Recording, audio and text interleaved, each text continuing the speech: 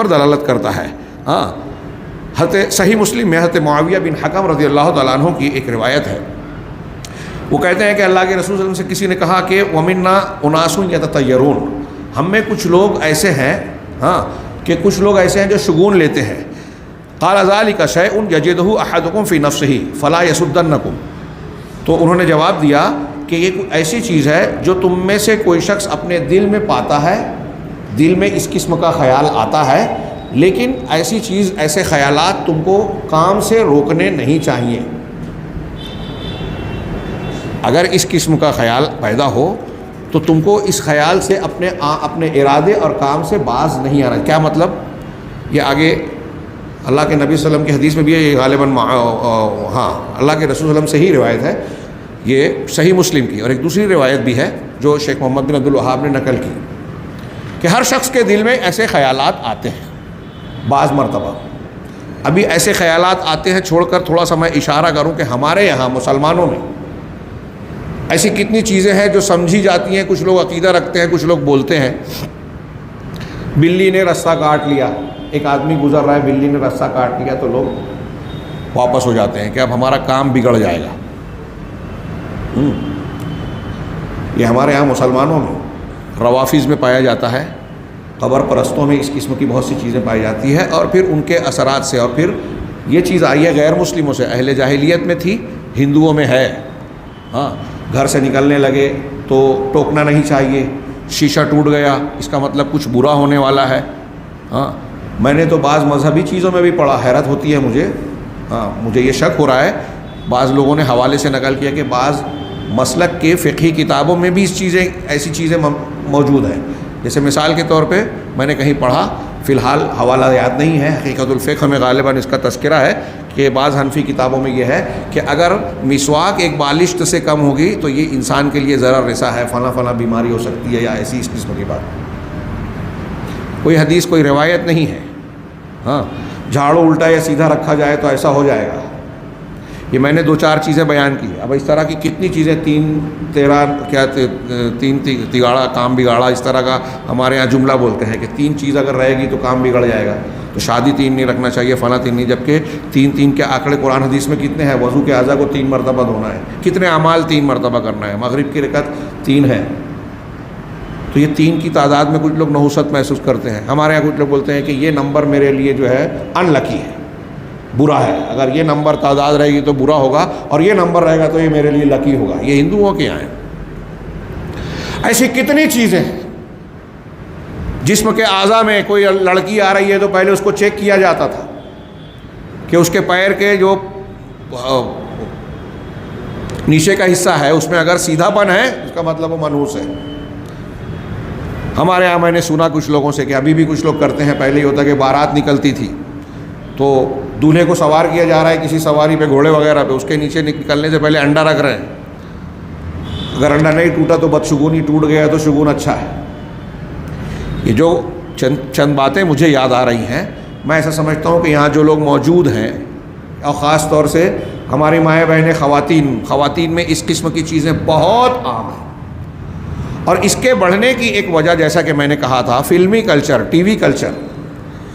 فلموں اور T Vs کو دیکھ کر غیر اسلامی دنیا کی جو باتیں ہمارے یہاں دہرائی جاتی ہیں، بولی جاتی ہیں، اس پر ہمارے بہت سارے مسلمان جاہل مرد اور خواتین جو قرآن حدیث کو پڑھتے نہیں، عقیدہ سیکھتے نہیں، مسجدوں سے تعلق نہیں رکھتے، علماء کے بیچ بیٹھتے نہیں، اس بارے میں تحقیق نہیں کرتے، وہ سنی سنائی ان باتوں کو عقیدے کی طرح قبول کر لیتے. اور ایسی کتنی چیزیں، میں پھر سے کہنا چاہوں گا کہ میں نے چند مثالیں دی. ہو سکتا ہے یہاں کچھ لوگوں کے دماغ میں آ رہا ہو کہ مولانا کو فلاں مثال بھی دینی چاہیے جو میرے دماغ میں اس وقت نہیں آ رہی ہے، اور آپ کے علم میں ہو، دماغ میں ہو.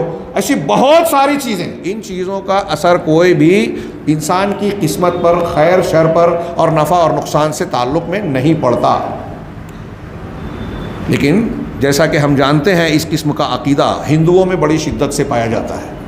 شگون لیتے ہیں. اب تو ٹی وی چینلز پر باقاعدہ پروگرام ہوتے ہیں، میں نے سنا ہے کہ بعض مسلمان بھی دیکھتے ہیں کہ سنیچر کا دن ہے، اگر آپ کی پیدائش کی یہ تاریخ ہے، یہ ٹائم ہے، تو آپ کا معاملہ ایسا ہوگا، فلاں وقت کی پیدائش ہے تو آج آپ گھر سے نہ نکلیں.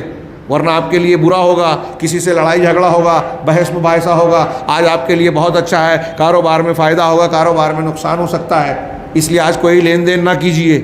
ہاں، اب تو ہندو دھرم میں تو یہاں ہے کہ گھر بھی جو ہے واسطوں کے حساب سے بنایا جائے، کون سی چیز مشرق میں ہونی چاہیے، کون سی مغرب میں، کون سا رنگ اختیار کرنا چاہیے، ٹیبل کہاں ہونا چاہیے، کرسی کہاں، فین کہاں، کھڑکی کہاں، وہ واسطوں کا ایک علم کہلاتا ہے ان کے یہاں۔ ہاں، جیوتش ودیا۔ ہاں، یہ بی جے پی گورنمنٹ نے پچھلی ٹرم میں کوشش کی تھی کہ کالج میں سبجیکٹ کے طور پر اس کو داخل کیا جائے، جس کی لوگوں نے شدید مخالفت کی کہ آج کے سائنسی دور میں، تحقیقاتی دور میں اس قسم کی بدعقیدگی کی کوئی گنجائش نہیں ہے، لیکن وہ بضد تھے، اور وہ علم پڑھائیں نہ پڑھائیں، آپ دیکھیں گے کہ یہ اس قسم کی بدعقیدگی کا کتنا اثر اور دخل ہے سماج اور معاشرے میں۔ ہمارے یہاں ہندوستان میں آپ دیکھتے ہیں کہ بڑے بڑے لیڈران جو غیر مسلم ہیں، کچھ مسلمان بھی، اپنی الیکشنی تحریک یا کوئی کام جاری کرنے کے لیے دیکھتے ہیں کہ شبھ مہورت کیا ہے۔ ہندوؤں میں کنڈلی ملا کر شبھ مہورت اور بد مہورت نکالا جاتا ہے، لڑکی کی کنڈلی ملائی جاتی ہے کہ دونوں کی تاریخ پیدائش کو ملا کر، کنڈلی ملا کر دیکھا جائے، اگر نہیں ہے تو اس کا مطلب رشتہ اچھا نہیں ہوگا، فلاں عورت فلاں وقت میں اگر پیدا ہوئی ہے تو وہ جو ہے منحوس ہے، اس سے شادی نہیں کرنی چاہیے۔ یہ ایسی کچھ مثالیں یاد آتی گئی، میں نے کچھ باتوں کا ذکر کر دیا۔ ایسی کئی چیزیں ہیں جو مسلمانوں میں بھی عقیدے کی شکل میں بدعقیدگی کی موجود ہیں، اور یہ سب بدشگونی اور طیرہ کے باب میں داخل ہیں، جن کا تعلق شرک سے ہے، شرک اصغر۔ اگر اس میں باقاعدہ عقیدہ نہ ہو کہ یہ چیز بذات خود اپنے اندر قوت و طاقت رکھتی ہے، اگر بذات خود قوت و طاقت رکھے تو یہ شرک اصغر ہوگا، یعنی انسان کا جو ایمان واجب ہے، جو ایمان صحیح توحید ہونی چاہیے، اس کے خلاف ہے۔ اللہ کے رسول صلی اللہ علیہ وسلم نے کہا کہ بدشگونی شرک ہے، جو حدیث پیش کی، اس کا یہی مطلب ہے کہ جیسی توحید آپ کی ہونی چاہیے، اگر آپ کے اندر شگون کا کوئی مادہ ہے تو پھر آپ کے اندر ویسی توحید اور ویسا ایمان نہیں ہے جو ہونا چاہیے، جس کو ایمان واجب کہا جاتا ہے اصطلاح میں۔ ایک ہے ایمان واجب، ایک ہے ایمان مطلق۔ تو ایمان واجب، ایمان مطلق کامل درجے کا، اور واجب، ایمان واجب کامل درجے کا، مکمل جو اعلیٰ درجے کا معیار ہے، اور مطلق کو کہیں گے کم سے کم جتنا ہونا چاہیے، تو یہ اس کے منافی ہے، کمال توحید کے خلاف ہے۔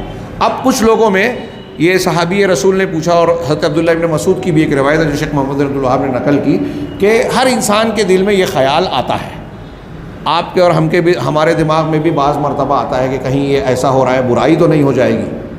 تو اگر یہ خیال بطور وسوسہ کے دل میں پیدا ہو رہا ہے تو اللہ کے نبی صلی اللہ علیہ وسلم نے حکم دیا کہ یہ خیال آ رہا ہے تو اس کو جھٹک دو، تم کام سے مت رکو۔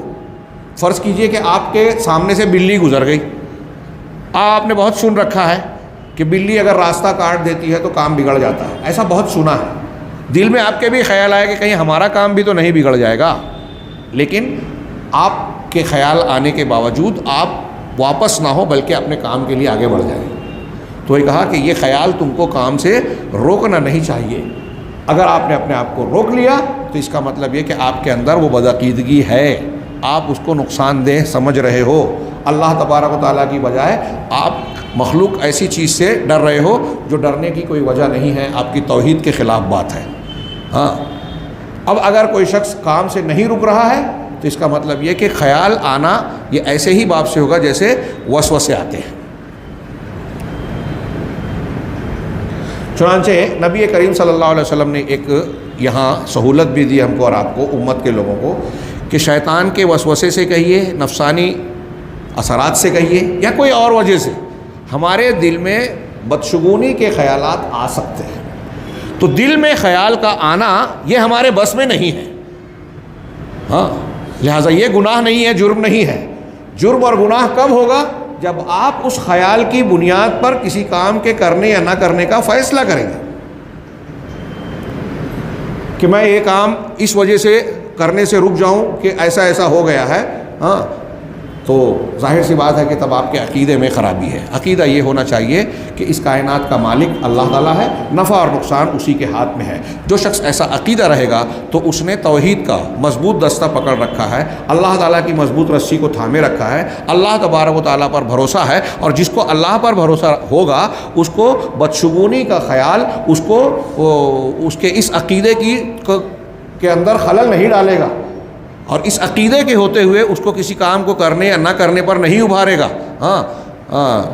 اکرمہ صحابہ کرام اور سلف کا ایک دو تین مثالیں انہوں نے نقل کی۔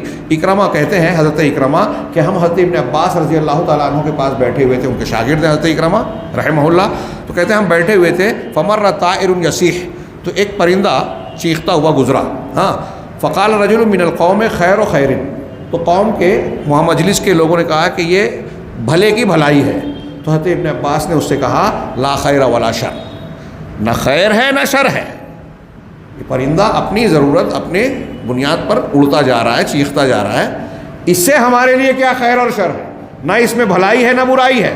تو آگے کہہ رہے ہیں اللہ، حضرت ابن عباس نے بہت جلدی کی، بہت تیزی سے اس کا انکار کیا تاکہ خیر اور شر کے سلسلے میں کوئی شخص جو ہے ایسی بدعقیدگی میں مبتلا نہ ہو۔ یہ انبیاء کرام اور ان کے تربیت یافتہ صحابہ کرام کا یہ مزاج تھا کہ بدعقیدگی کا فوراً رد کرتے تھے۔ اسی طریقے سے ایک واقعہ نقل کیا کہ حضرت طاؤس، یہ تابعی ہے، حضرت طاؤس اپنے ایک ساتھی کے ساتھ سفر میں نکلے، چنانچہ دوران سفر ایسا ہوا کہ ایک کوے نے آواز لگائی، کاؤں کاؤں کی، کوے کی نے کائیں کی آواز بلند کی، تو آدمی نے کہا خیر، ان کی یہ اچھی بات ہے۔ تب طاؤس نے کہا وَأَيُّ خَيْرٍ عِندَ هَذَا، اس کوے کے پاس کون سی بھلائی ہے، لا تصحبنی، انہوں نے کہا کہ تم میرے ساتھ مت رہو، اپنے پاس سے بھگا دیا۔ عقیدے کے سلسلے میں سلف کا کیسا مزاج تھا، غور کیجیے کہ جو شخص ایسا عقیدہ رکھتا ہے کہ ایک پرندے نے بولا اور کہا کہ یہ خیر ہے، اس میں اچھائی ہے، تو ایک تو اس کا رد کیا اور دوسرے کہا کہ تم میرے ساتھ مت رہو، نکل جاؤ یہاں سے، ساتھ مت رہو، یعنی شگون اور بدشگونی نہیں